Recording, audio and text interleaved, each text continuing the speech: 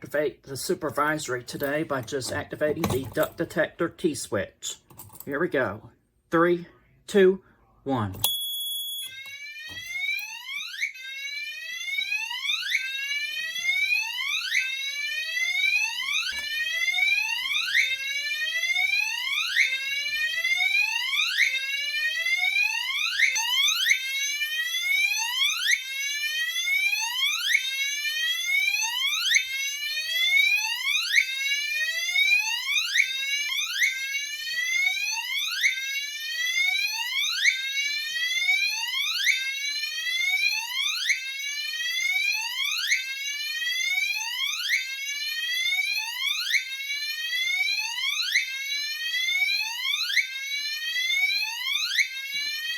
Now we're just going to reset the system.